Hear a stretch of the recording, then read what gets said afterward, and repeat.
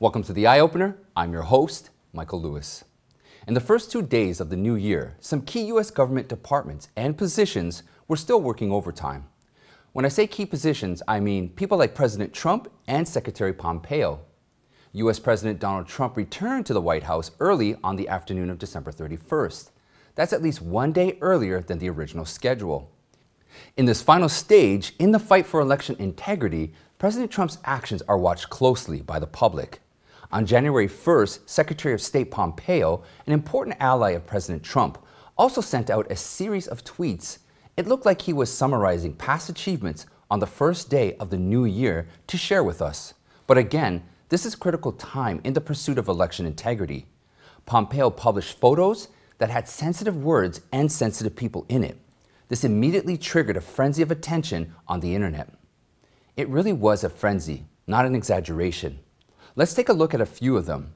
Right after New Year's Eve on January 1st, Secretary Pompeo tweeted this New Year's resolution was to give the American people the full story about President Trump's administration's foreign policy. He left a hook to increase people's interest by saying, "You may not read it elsewhere." We don't know exactly how his foreign policy story would be delivered, but Pompeo displayed a Tweetstorm afterwards, which didn't exactly look foreign policy related. First of all, he said in his first tweet afterwards, "We're so much safer today than 4 years ago. Over the coming days, I'm going to lay out the mission set, the huge wins, personal stories, and a lot more. Just me, Mike." I thought this statement was quite fitting. Then he tweeted, "Still have the Federalist Papers I was issued on my first day at West Point. A little more dog-eared now. I return to it often." The Federalist Papers is a collection of 85 essays of the time of America's creation, written by James Madison, Alexander Hamilton, and John Jay. It dissected and explained the principles of the U.S. Constitution and government operations. It seems that Pompeo has a fondness for American tradition. Then, in another tweet, Secretary Pompeo took a swipe at the leftist 1619 plan. This plan was to replace America's founding in 1776 with the year of 1619. That was the year black slaves first landed in America. In the tweet, Secretary Pompeo argued that the 1619 plan was a huge step backwards and that the founding fathers of America were not evil, but were honorable. America was founded by visionaries who knew we'd always strive for a more perfect union. In the same tweet, Pompeo also posted a photo of himself with President Trump, but I was a little surprised to see only the two of them in the picture. They are usually seen in a frame with Vice President Pence. I wonder why Vice President Pence wasn't in the photo. If I remember correctly, this was on the same occasion. Another photo shoot at the same time included Vice President Pence. It would be a bit too shocking to say that Vice President Pence had been edited out. Then I carefully compared Secretary Pompeo's expression and standing position in the two photos. There was a slight difference. It was likely that Secretary Pompeo only chose the photo of him and President Trump during that occasion. What does this mean? Not to worry, we'll touch on this later. Next, Secretary Pompeo posted the famous painting depicting the Founding Fathers signing the U.S. Declaration of Independence. He commented, "Heroes." This is what the leftists and Democrat extremists want to deny. They want to overthrow these American traditions and establish a new socialist order. It's like what the Chinese Communist Party did in China. Then Pompeo created a hashtag word called swagger. It originally meant striding forward with pride.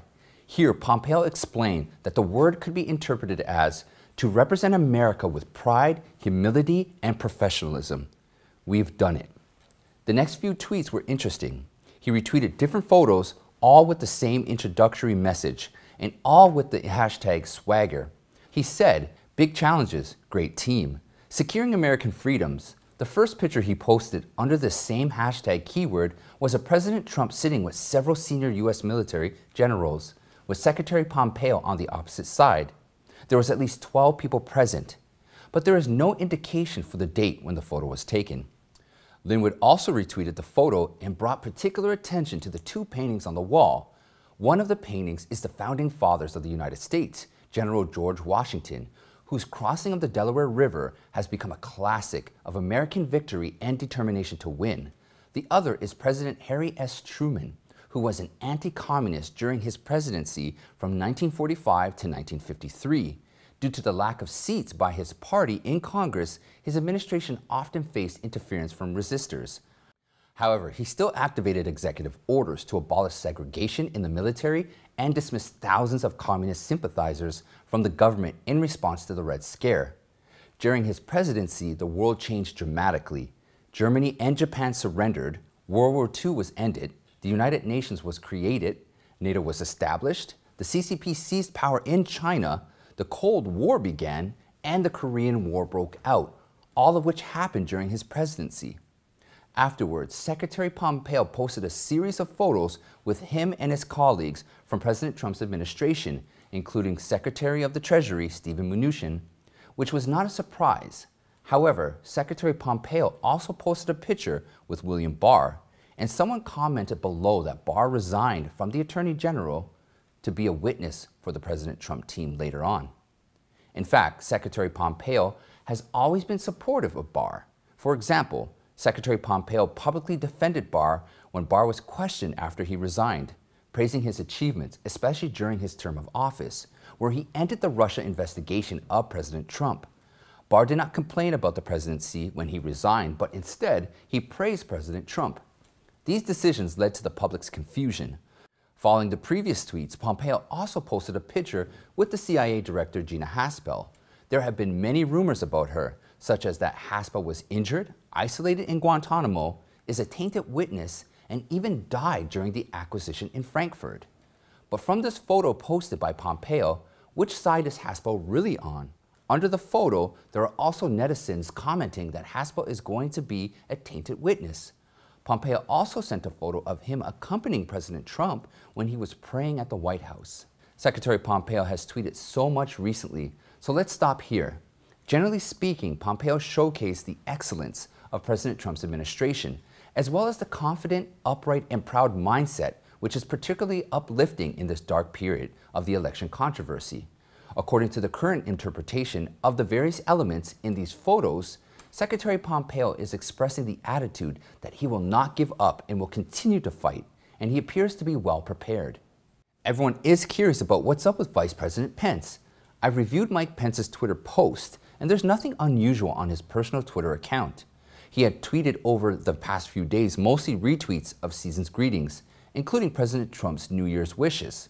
The Vice President's official tweet has not been updated since he retweeted Merry Christmas on December 25th, which indeed is a bit strange. The Twitter followers of lawyer Lin Wood are aware that Lin Wood is President Trump's supporter. Now, he is openly criticizing Mike Pence. Lin Wood said in a tweet on January 1st, "If Pence is arrested at Secretary Pompeo, we'll save the election.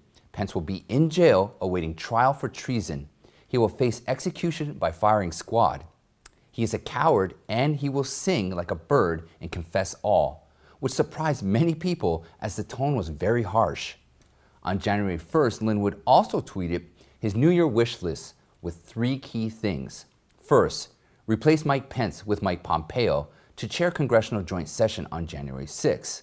Second, appoint General Flynn as the next vice president after the 6th. And third, to have President Trump stay in the White House for another 4 years.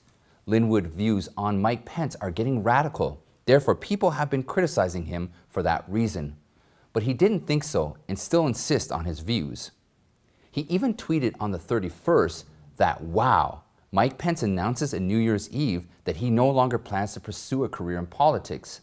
A few netizens even thought that Mike Pence had resigned based on this tweet. But in fact, Lin Wood was implying that Pence did not state his intentions to speak out on January 6th. So Pence's supporter might be disappointed and no longer support him. Hence, Mike Pence could come to the end of his political career. That's what he meant. He did not mean Mike Pence is going to resign. Whatever it is, Pence has been acting a bit strange lately. He does not share much of his public activities and posts very little. Indeed, there is no news at all. It is as if he has lost contact with the outside world. In particular, his stance on how he will perform on January 6th has been very subtle, but his role as vice president is crucial during the Congressional Joint Session because the vice president is also the president of the Senate. As we all know, this week, Republican Congressman Louis Gohmert of Texas, along with several other Republicans, filed a lawsuit against Pence. They wanted the court to grant authority to Mike Pence to exercise his presidential power on January 6 to deny any unjust election results. But some leftist mainstream media outlets, such as CNN, reported that Mike Pence's lawyer also asked the federal judge to reject the lawsuit on December 31st. That kind of news is not going to impress President Trump's supporters. A former congressman from Florida, Chuck Callesto, tweeted on January 1st, "Court filing claims Vice President Mike Pence has the ability to overrule Electoral College vote and can essentially decide the outcome of the presidential election." Although he didn't say which court filing it was, Politico magazine reported on the same day that Gohmert's court filings contained similar statements, so it's possible that Callisto only introduced some of the key elements of Gohmert's court filing. In short, the most crucial thing is Mike Pence's attitude is still unclear. January 6th is just around the corner, so time is running out. Either Pence makes his call, or as some people are now discussing, he may have a decision made for him. On December 31st, President Trump delivered his New Year's speech to the nation, recounting his achievements and ending with the remark, "We know that the best is yet to come." Like Pompeo, President Trump appeared to be very confident.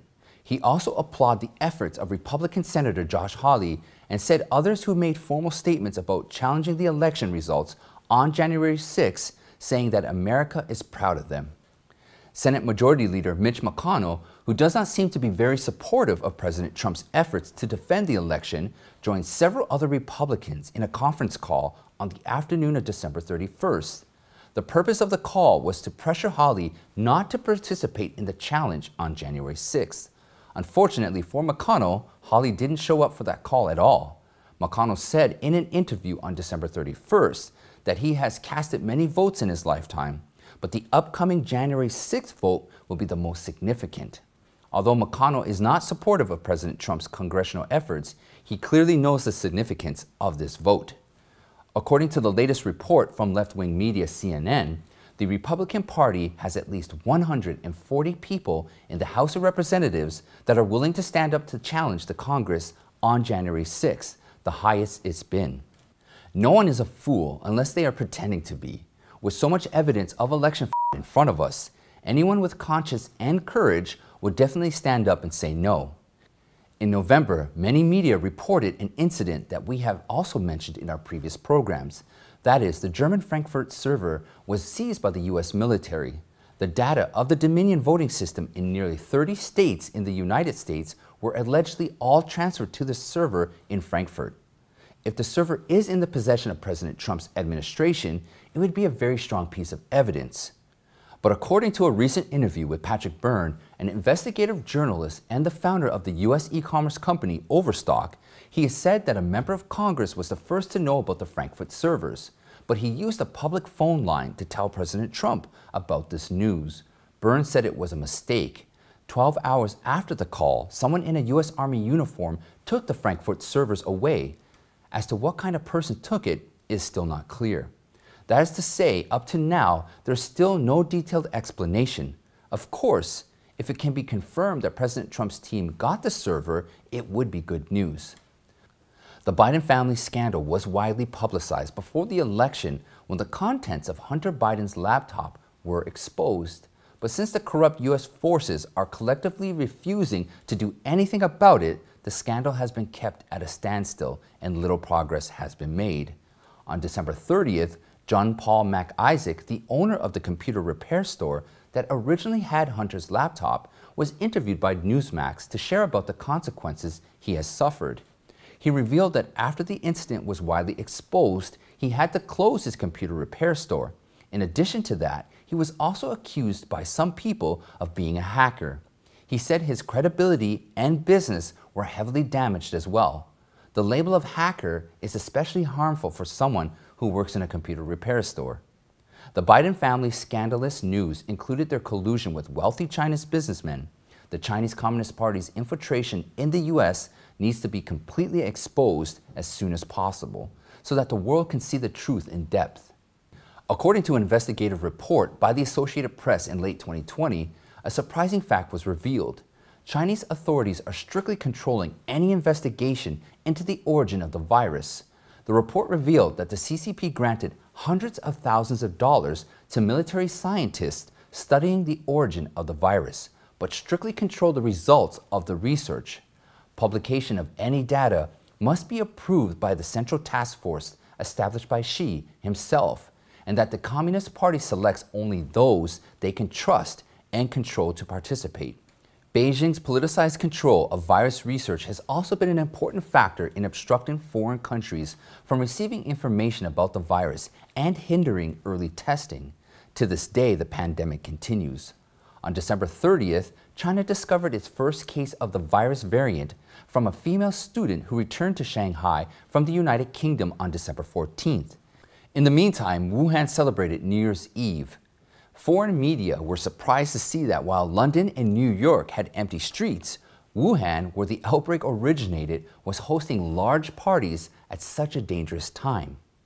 Well, that's it for today, my friends. Make sure to like and share, and if you haven't yet, please subscribe, and I'll see you next time.